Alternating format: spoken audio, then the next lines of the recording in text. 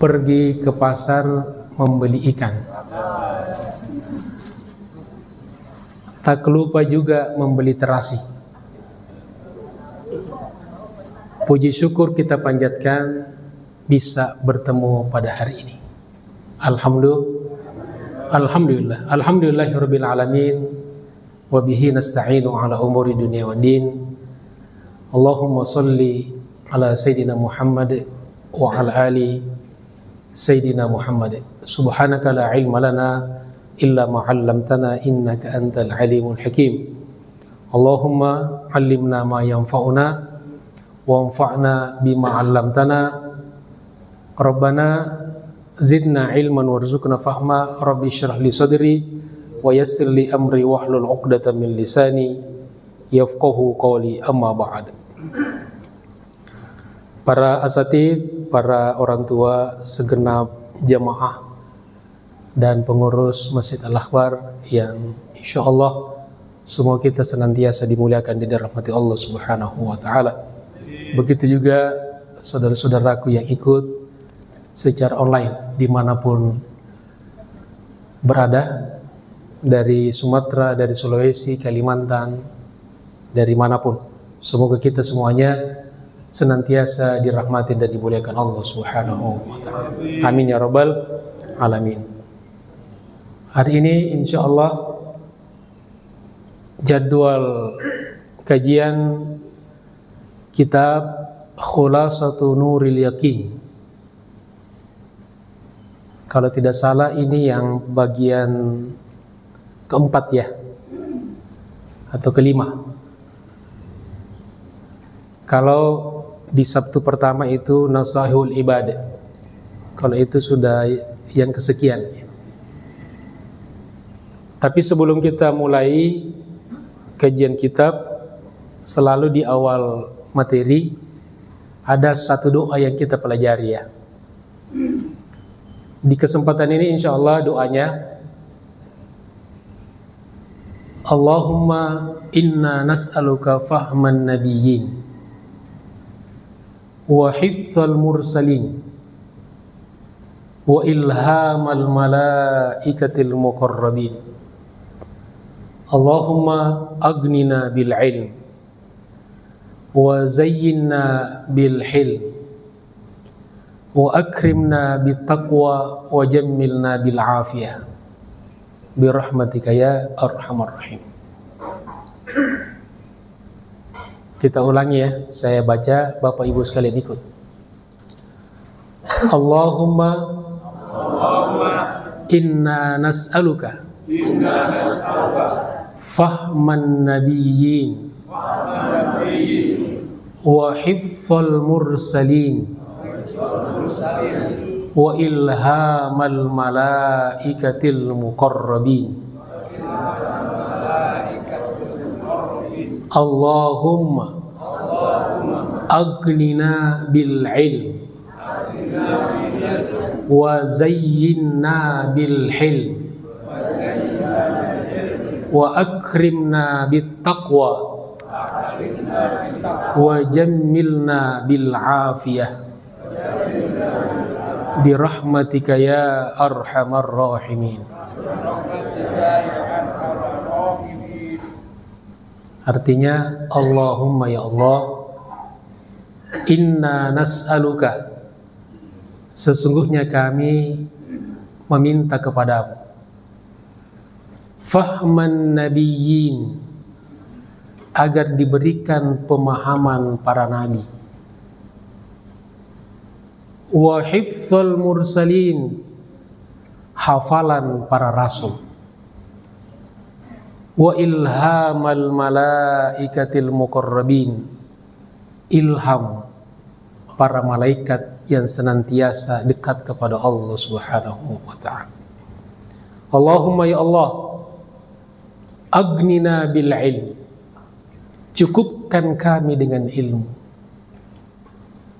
Allahumma aghnina bil ilm wa zayyinna bil hilm, hiasi kami dengan kelemah lembutan.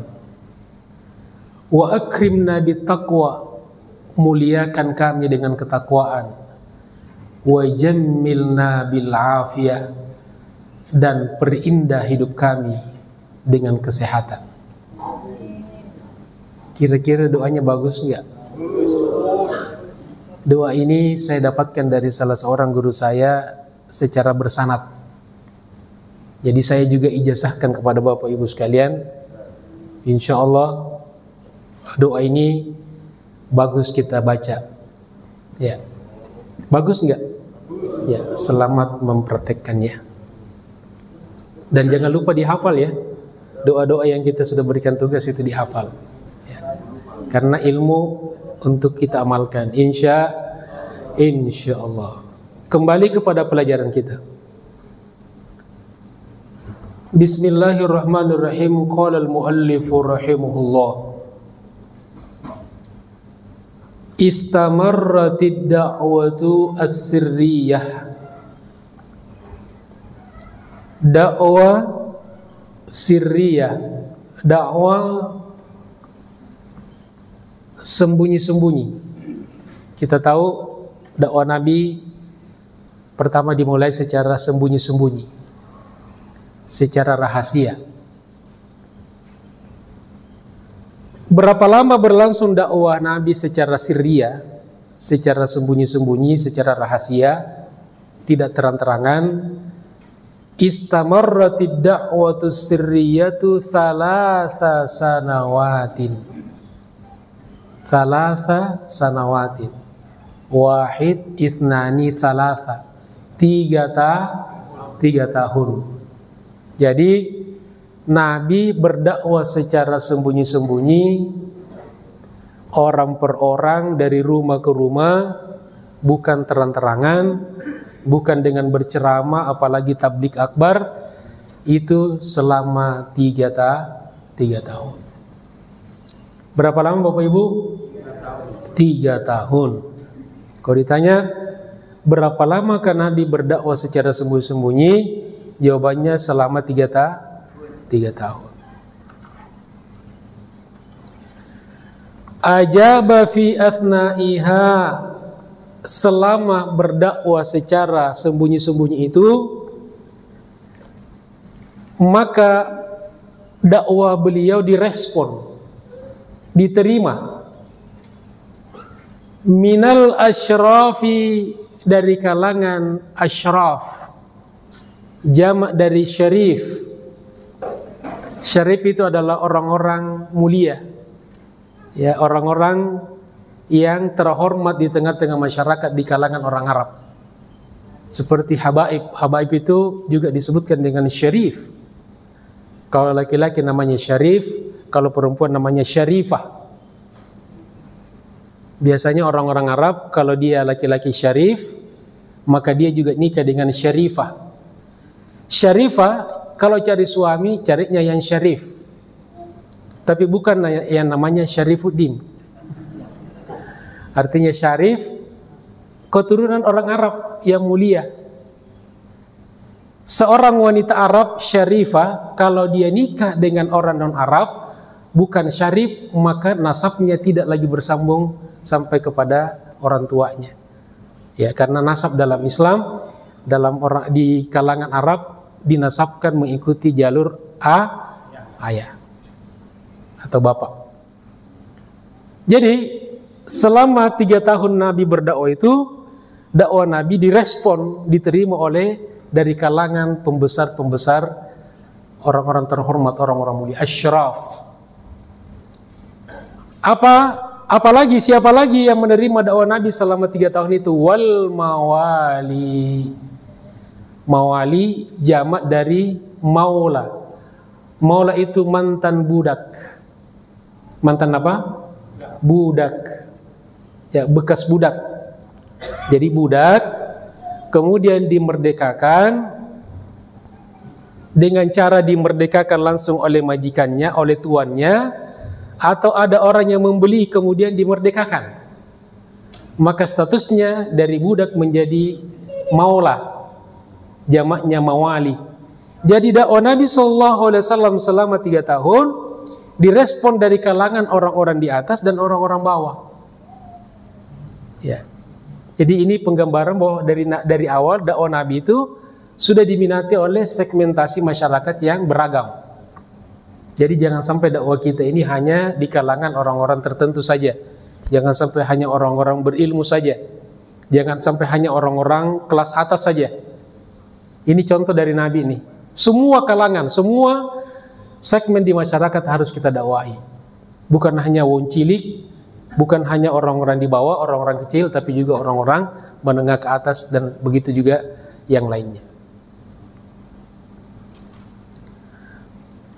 Ba'da dzalika, setelah itu, setelah 3 tahun dakwah sirriyah, selama 3 tahun, umira sallallahu alaihi wasallam, Nabi Muhammad sallallahu alaihi wasallam kemudian diperintahkan bil jahri, untuk berdakwah secara terang-terangan, tidak lagi secara sembunyi-sembunyi. Ya, jadi cukuplah selama 3 tahun itu dirahasiakan secara sembunyi-sembunyi. Lalu setelah itu, setelah dianggap sudah cukup, Allah perintahkan kepada Nabi untuk berdakwah secara terang-terangan, terbuka. Ya. Biqaulihi ta'ala, berdasarkan firman Allah Subhanahu wa taala, karena Nabi melaksanakan karena berdasarkan wahyu. Nabi tidak ngarang-ngarang, tidak berinisiatif sendiri. Ya, tetapi diperintahkan oleh Allah Subhanahu wa taala.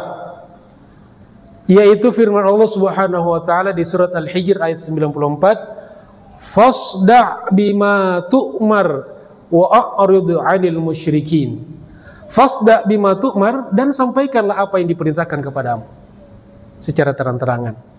Wa a'rid 'anil musyrikin, dan berpalinglah dari orang-orang musyrikin. Jamak dari musyrik, kalau satu orang musyrik, kalau 2 musyrikani, kalau banyak musyrikuna atau musyrikina. Kalau satu muslim, muslimun, kalau 2 muslimani atau muslimaini, kalau banyak muslimuna atau muslimina. Kalau satu kafir, satu. Kalau 2 kafironi atau kafiraini. Kalau banyak kafiruna atau kafirina. Ya, dan begitulah seterusnya. Ya. Itu, jadi kalau ditanya apa dalil Nabi disuruh berdakwah secara terang-terangan, adalah surat Al-Hijr ayat 94. Fasda' bima tu'mar wa a'rid 'anil musyrikin.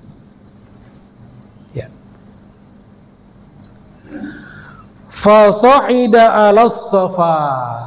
Setelah Nabi menerima wahyu dari Allah Subhanahu wa taala, diperintahkan berdakwah secara terang-terangan, secara terbuka, tidak lagi secara rahasia.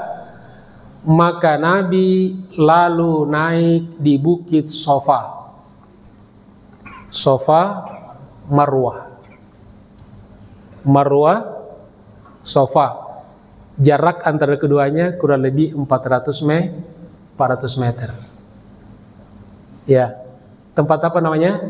Sa'i. Jadi Nabi naik ke bukit Safa. Ya. Ngapain di atas?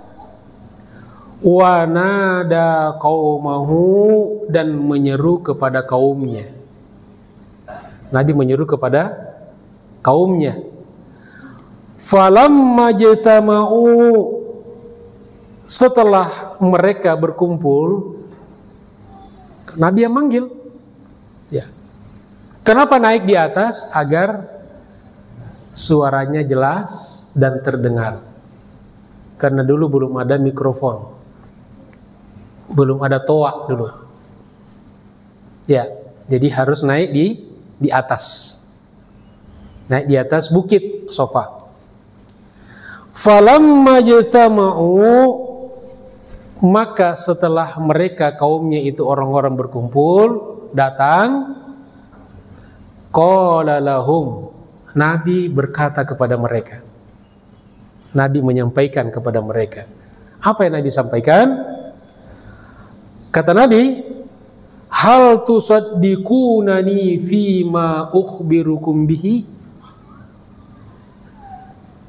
Percaya nggak kalian kalau aku menyampaikan sesuatu informasi kepada kalian? Nabi bertanya kepada mereka. Kalau aku menyampaikan sesuatu informasi, kabar kepada kalian, kira-kira kalian percaya nggak? Itu yang Nabi sampaikan pertama dulu. Karena kalau nggak percaya, percuma kita ngomong kan? Ngapain kita capek-capek ngomong kepada orang yang tidak percaya sama kita? Jadi Nabi tanya dulu, pastikan dulu percaya nggak mereka itu. Faqalu, maka mereka menjawab, jami'uhum, semua yang hadir, tanpa kecuali. Semua yang hadir di situ serentak menjawab, na'am. Apa artinya na'am? Ya, yes, ya, na'am. Jadi kalau ditanya, sudah makan? Na'am. Artinya sudah. Ya. Kalau belum apa? La. Ya, sekarang kita praktekkan ya. Sudah makan belum? La. Ya, yang sahur aja ya. Kalau yang sahur na'am. Kalau sarapan la. Jadi semua serentak menjawab na'am. Ya.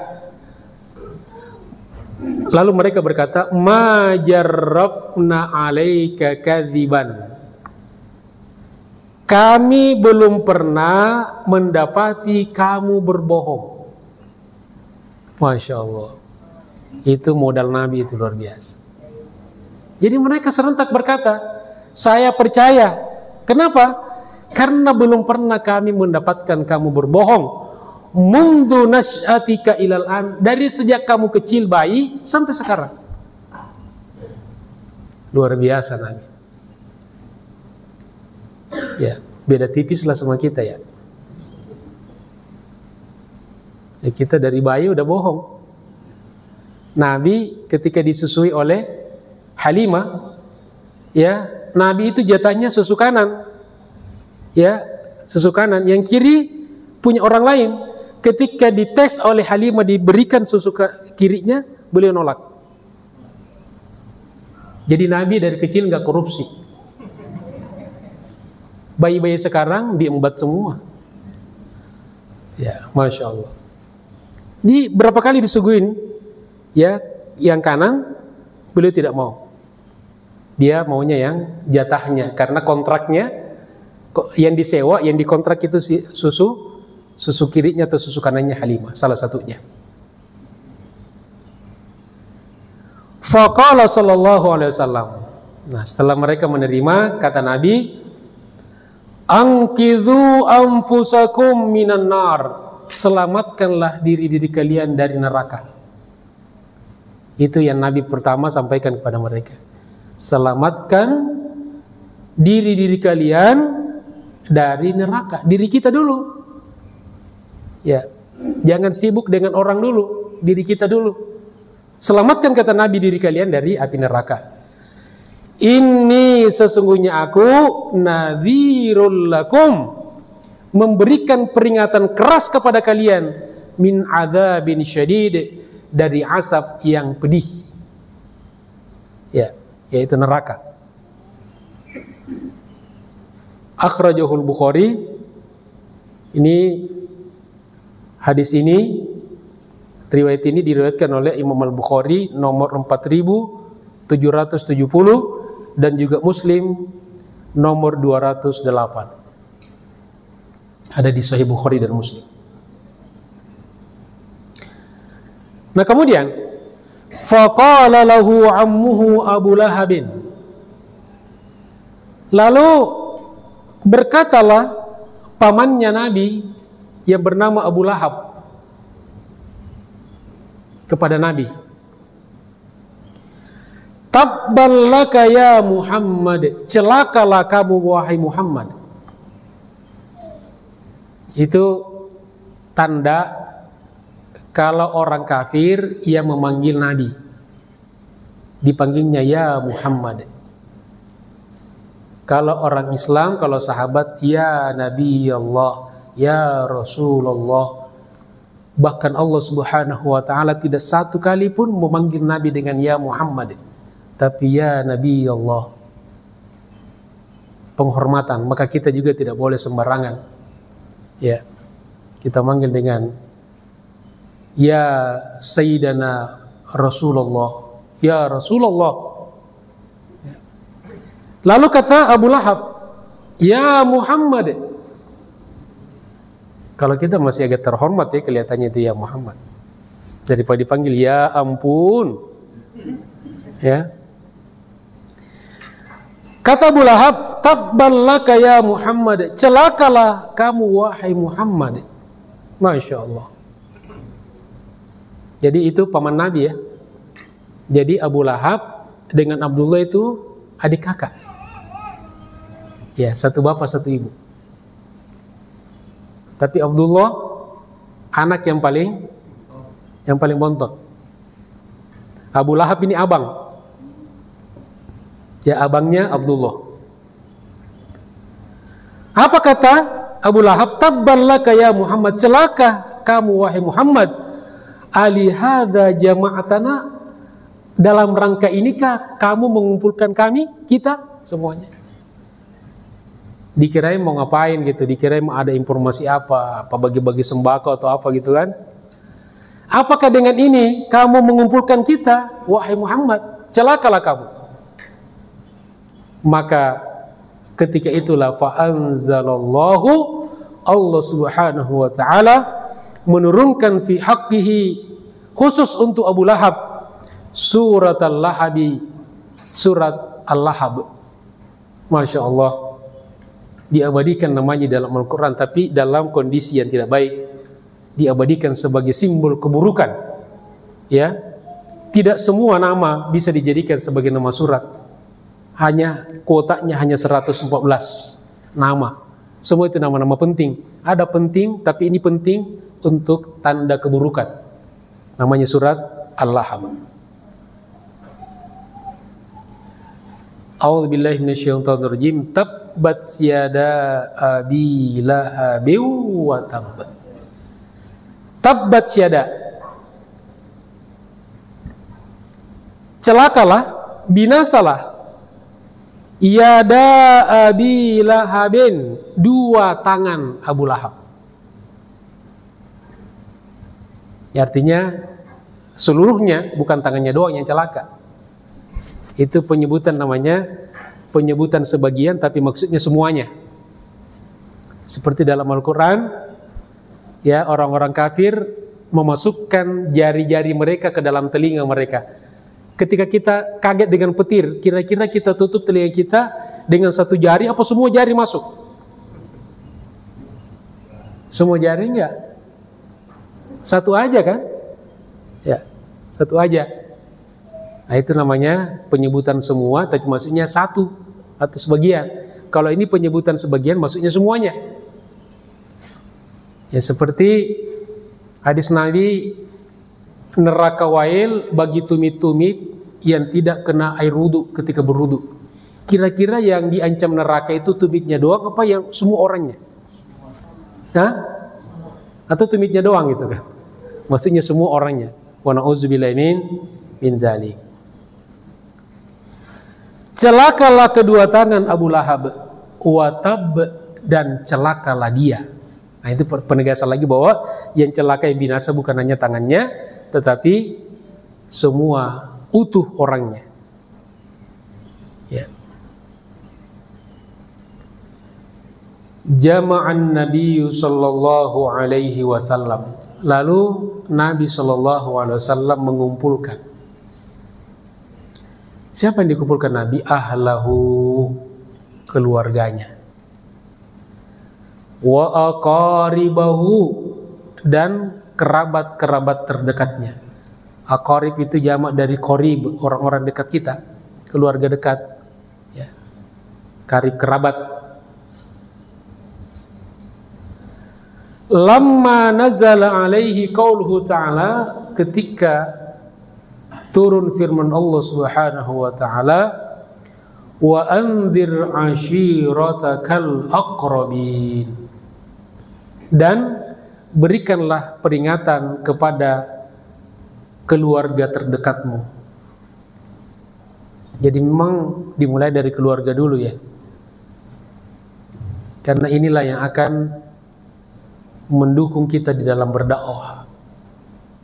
Makanya awal-awal Nabi berdakwah kan didukung oleh istrinya dulu kan, oleh Khadijah. Kemudian dari sepupu dari kalangan anak muda siapa? Ali bin Abi Thalib. Ya, dari temannya siapa? Abu Bakar As-Siddiq. Dari mereka-mereka inilah kemudian yang lain masuk Islam. Ya. Jadi penting sekali dukungan keluarga. Faballagahum risalata rabbih, lalu Nabi SAW menyampaikan risalah dari Allah Subhanahu wa taala, yaitu ajaran Islam. Ya.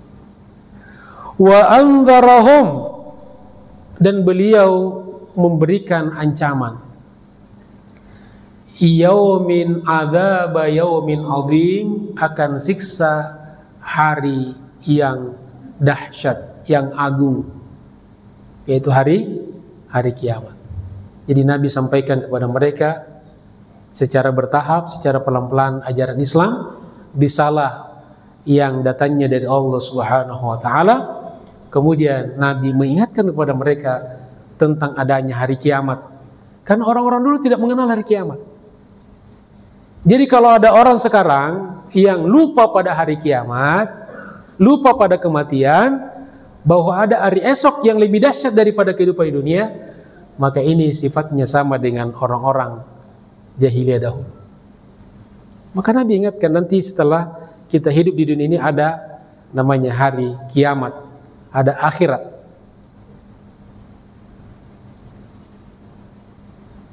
Yauma la yanfa'u malun wala banun, yaitu hari yang tidak lagi bermanfaat malun, harta. Ketika di dunia ini orang sering mengandalkan hartanya, karena dia punya harta merasa bisa melakukan segala-galanya. Tapi di akhirat tidak lagi bermanfaat dalam perspektif dunia ya.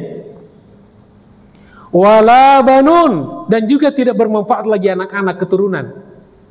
Yang sering kita banggakan keturunan kita, apalagi orang-orang Arab dahulu kalau membanggakan dirinya disebutkan keturunannya, nasabnya, ya silsilah keturunannya yang atas atau ke bawah. Ya, di akhirat tidak bermanfaat lagi dalam perspektif kehidupan dunia. Ini di surat Asy-Syu'ara ayat 88.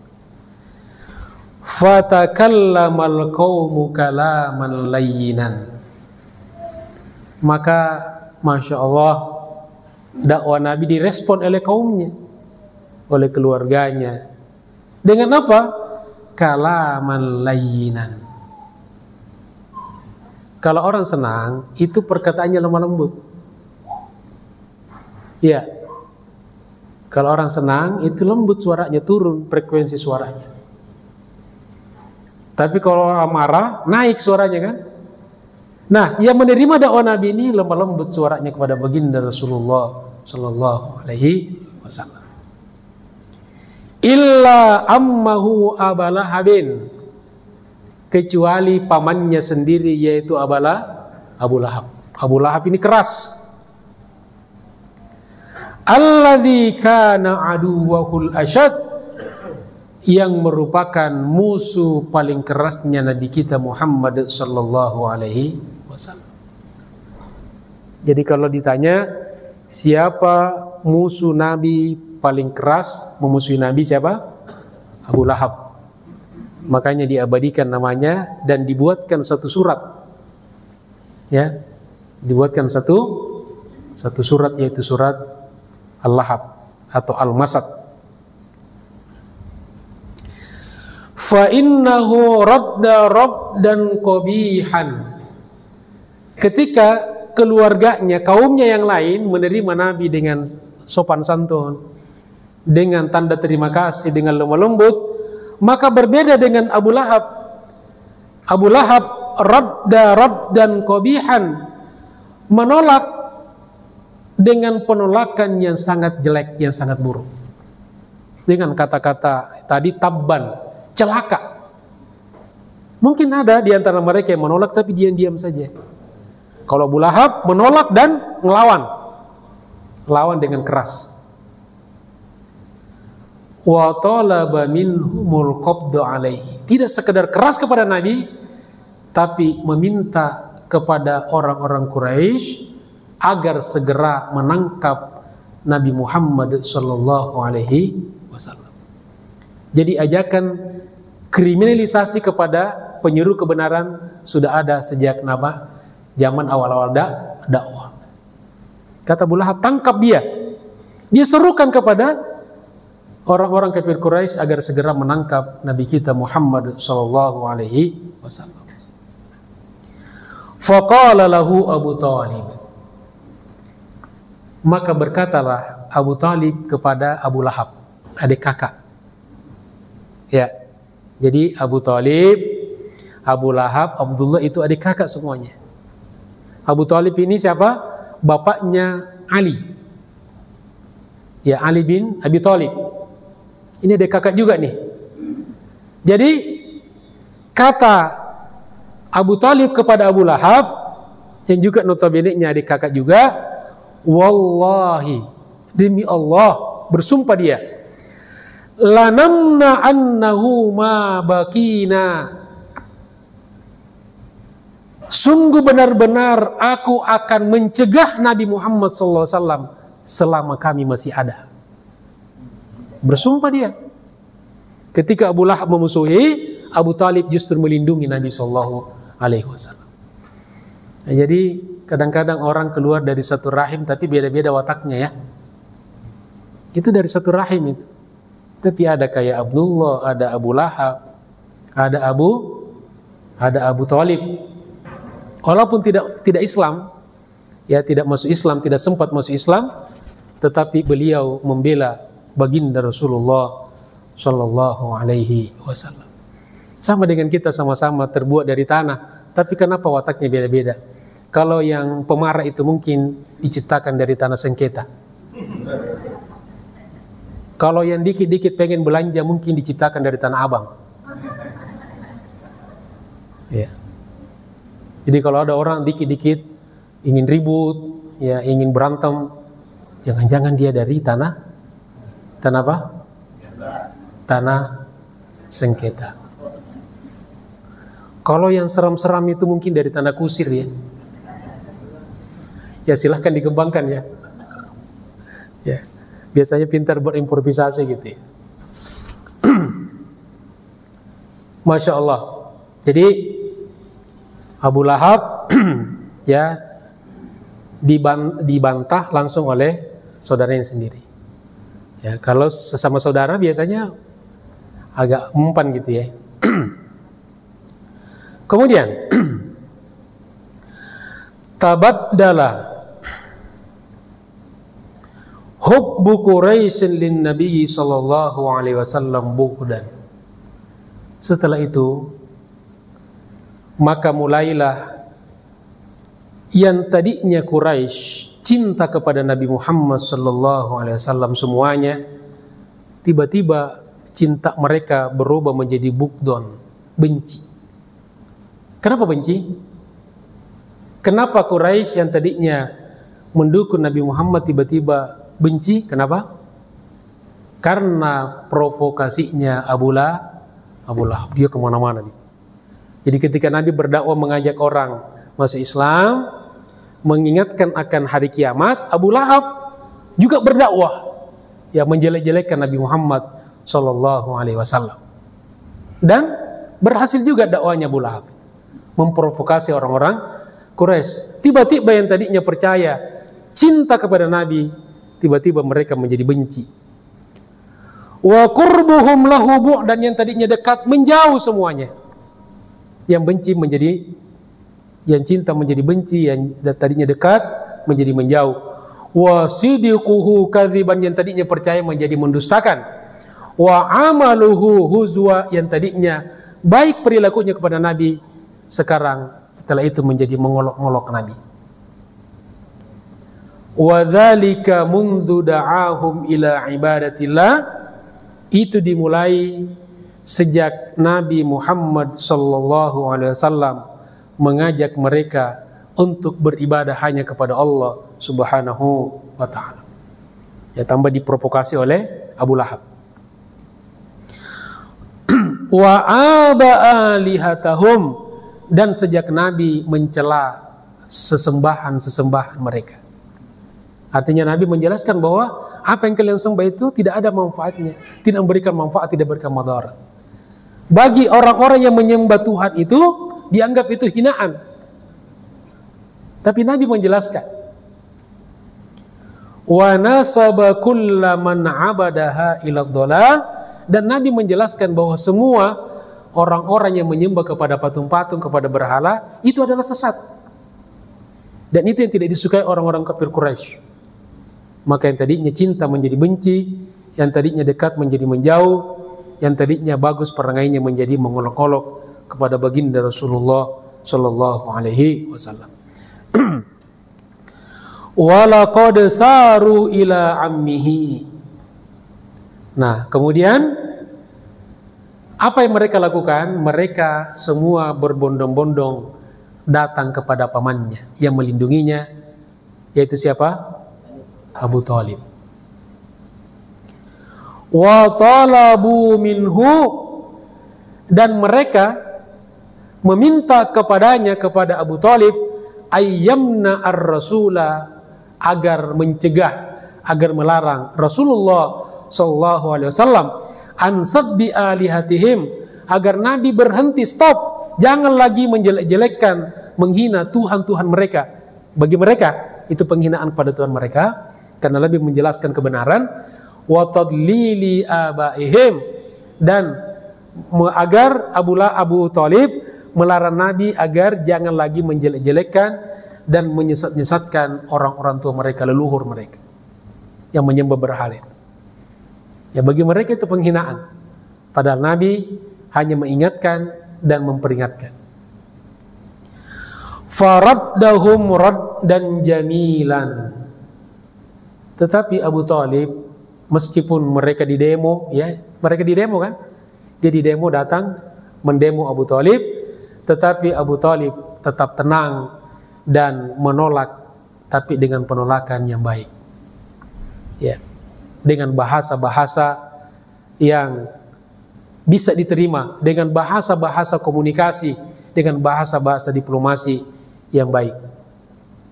So, kalau mau kuat-kuatan, kalah Abu Thalib itu. Karena antara yang membenci dengan yang suka, banyakkan mana ketika itu? Banyakkan membenci. Maka Abu Thalib juga berhati-hati. Ya, satu sisi pengen melindungi Nabi, satu sisi dia juga tidak mau kehilangan nama dari sukunya, yaitu suku Quraisy.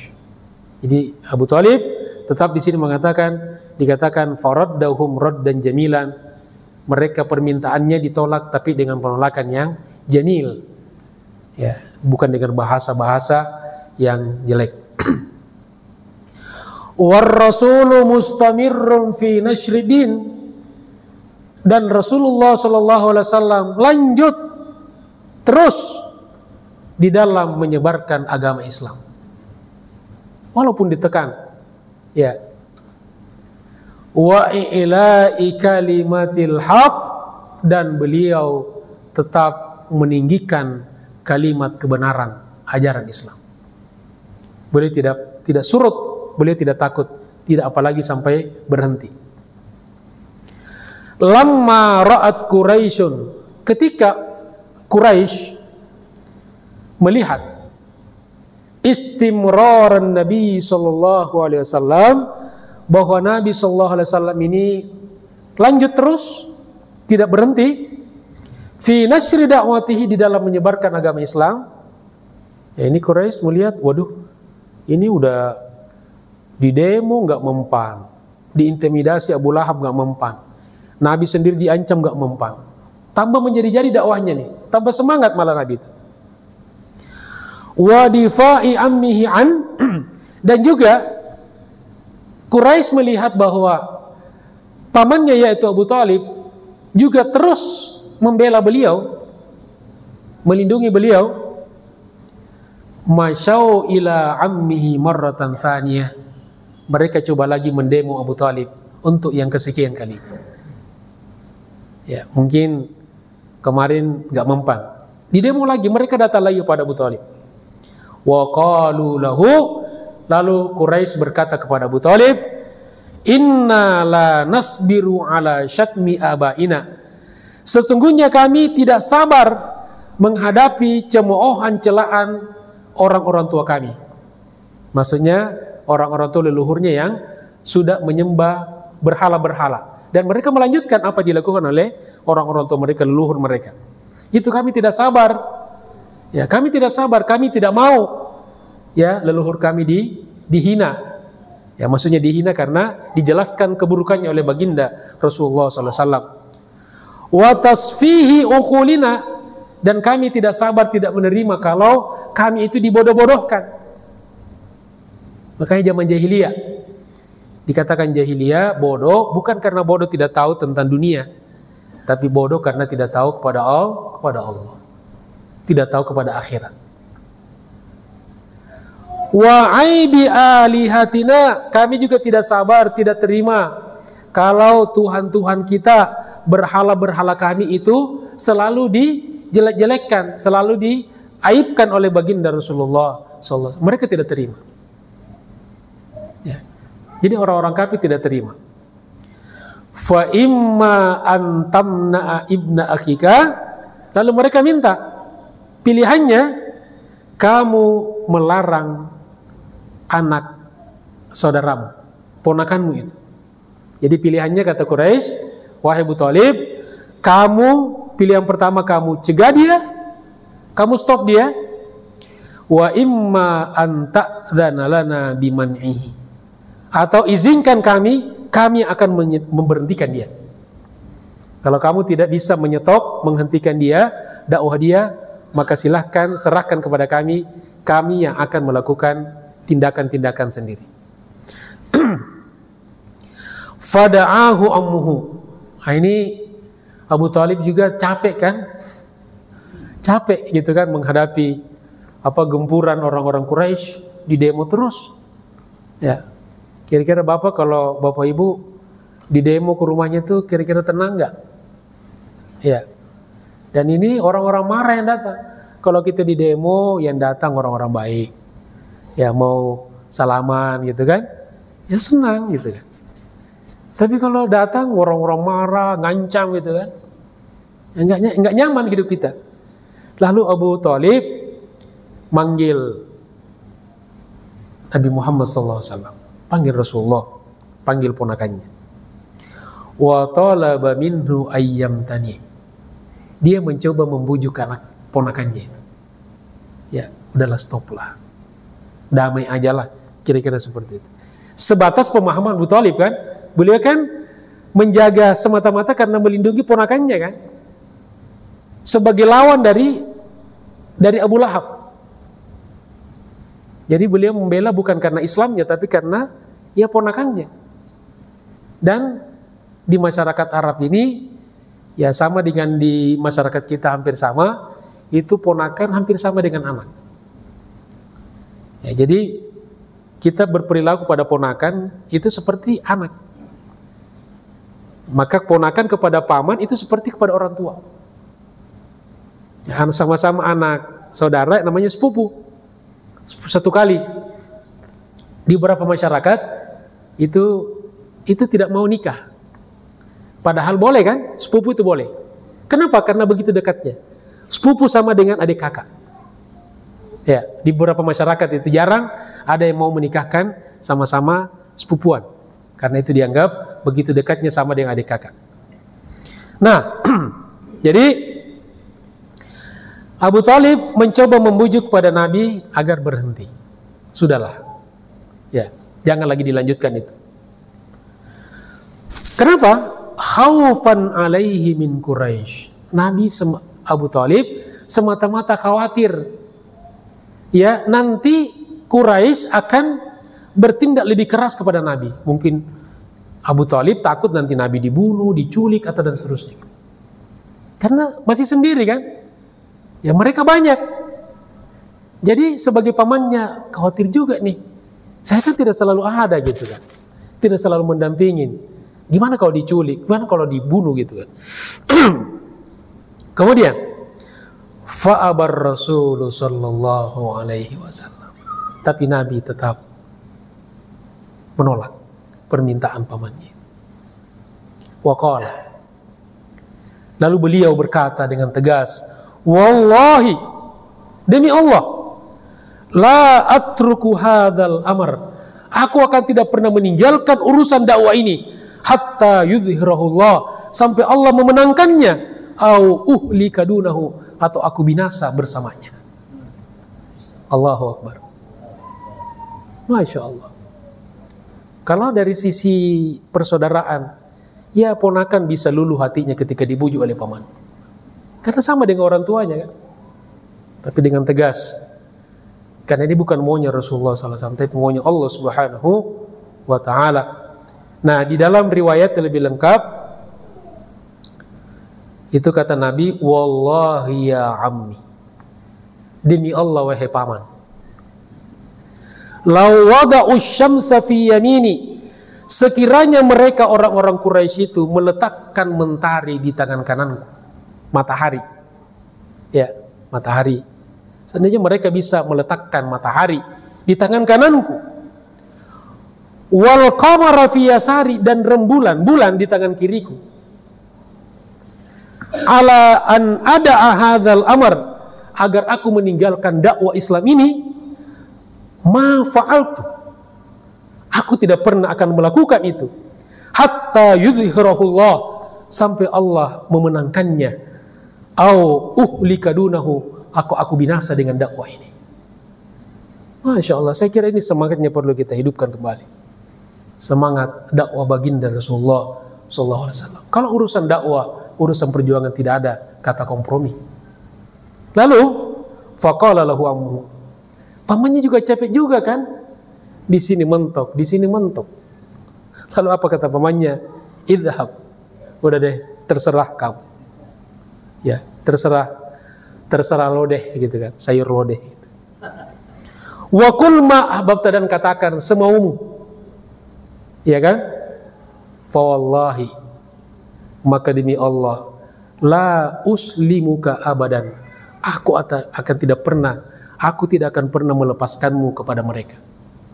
Jadi menguatkan sumpah beliau, kami tidak akan pernah membiarkan Nabi disakiti selama aku masih hidup. Dan beliau buktikan itu.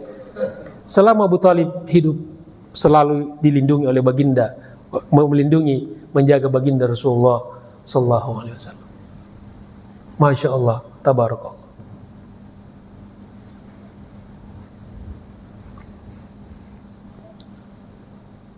Terakhir, sore hari membeli obat batuk. Cakapnya mana? Ya.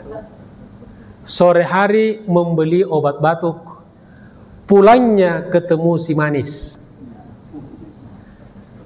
Ini jemaah teman-teman sudah pada ngantuk. Ya, tenang saja, taklimnya sudah habis. Terima kasih atas segala perhatiannya. Mohon maaf atas segala kekurangannya. Billahi taufiq wal hidayah. Allahul muwaffiq ila aqwamit thoriq. Tsumma assalamu alaikum warahmatullahi wabarakatuh. Waalaikumsalam.